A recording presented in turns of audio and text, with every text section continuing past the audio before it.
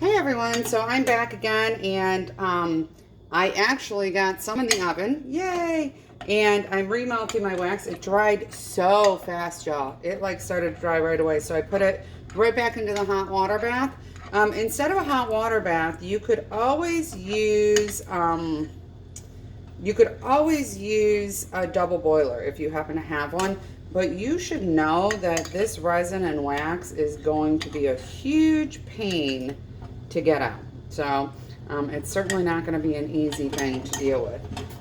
So that is a real issue. I also have paper towel here and I'm using it to wipe off my knife real quick to get the resin and stuff off of it.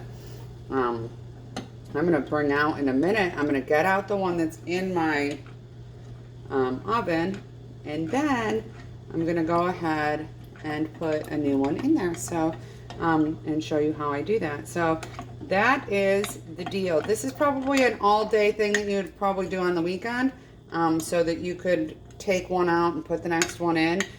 It dries so quickly that really there's no way you're going to be able to coat two and get them in there. It's just not going to be a thing. You're going to be doing one tray at a time for sure, because I mean this stuff in the jar, it turns solid really, really fast. So probably the other way to deal with this would be to, if you could find like some sort of mini ladle to ladle it out and to keep it actually hot in the water bath, that would probably work too. I have some like miniature, cooking stuff that I've gotten in like children's cooking sets. I'm kind of into that. So, because when my kids were little, they always wanted to cook with me. So I'm going to go ahead and get this one out of my oven, and then I will actually be getting ready to put the other one in. All right, so you can see that they are coated and soaked all the way through. You want them to be dark, the whole thing to be dark. So once it's dark and soaked all the way through, you know that you've got it on there. And I'm going to take a scrap piece of, I better turn that down. I'm going to take a scrap piece of cardboard, which is right here, and dang it, that's just all too much. And I'm going to scrape this out. So I'm just scraping it to make sure that it's evenly spread. I don't know if you can see this. So I'm just scraping it like this, making sure that there's no air bubbles and that this is nice and evenly spread. There's actually some excess coming off here, and I'm going to put it on my next piece. So, because, yeah, why waste it, right? So I'm going to go ahead and scrape it onto my next piece that I'm going to be working on, because that way it's going to use. So there we go. These I'm going to let dry for a minute, and then I'm going to lift them off and hang them over my oven door, which I just, look at that. Look at all of that wax right there. And don't worry, because, y'all, that's going to melt as soon as that hot wax touches it. So, here we go. And you guys, you're not going to believe how fast this is all going to melt. So, there we go. There we go.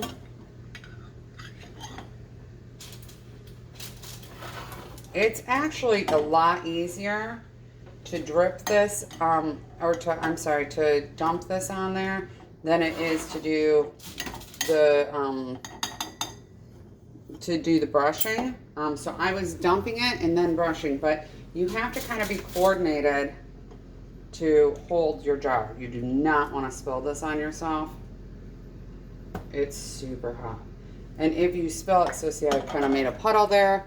If you spill it on anything else, just so you know, it's going to be, it's going to harden. So what you want to do then is just use a iron and a, you're going to just use an iron and a piece of fabric or a brown paper bag, and go ahead and put the paper bag over the wax, and put the iron on high and just set it on top of the paper, and the paper will absorb the paper will actually absorb the wax. So that's kind of how that works. All right, now this is not super coated, but I'm gonna put it in the oven and let it melt, and then I will actually scrape it and move the wax around, and I'll put it back in if I need to. So no big deal. In the meantime, this is dry enough to pull off. Oh, look at that.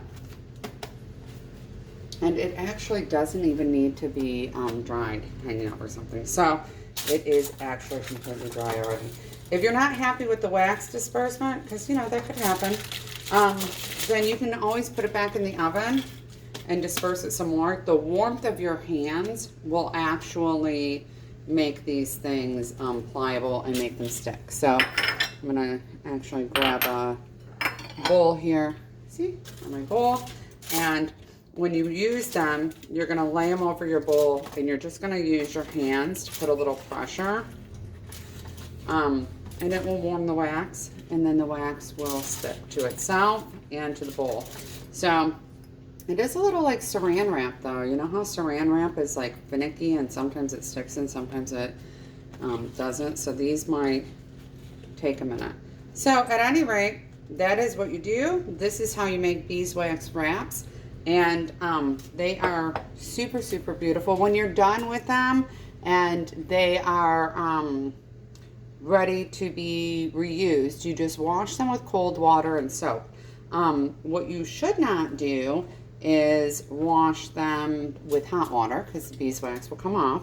And you should not put anything meat in them, because they will get stinky, and meat has too much bacteria and stuff like that. So, you know, you want to put goldfish in them, you want to put a peanut butter and jelly sandwich in them, that kind of thing. You go right on ahead, but meat is an absolute no. If you don't want to go through this process, you can buy beeswax wraps ready-made, and they're lovely, and they're super, super awesome and usable. So you have, you know, many, many options. So that is definitely one of them. So I hope that you have learned a lot. I hope that you know how to make these things. And listen, here's the deal. If you try to make something like this and it doesn't work, it's a complete failure, so what? I mean, make it into a fun thing. Don't like put so much pressure on it, because when you're doing stuff like this, I mean, it's worth a shot, right?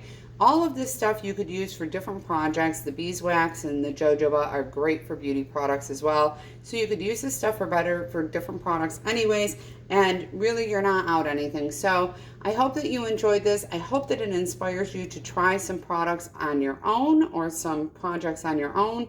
And there's no reason not to make your own, especially when you're trying to reuse scraps. I mean, you're not going to use it otherwise, and if you fail at it, you throw it away. You were going to throw it away anyway. So at any rate, I hope you check me out and check out my blog at upcycledadulting.com. Follow me on all of my social media channels. I am on Instagram, Facebook, Twitter, and Pinterest, and my name is Upcycled Adulting on all of them except Twitter, where they have the character limit, so I had to drop the G, so it's just Upcycled Adulting or Adultin.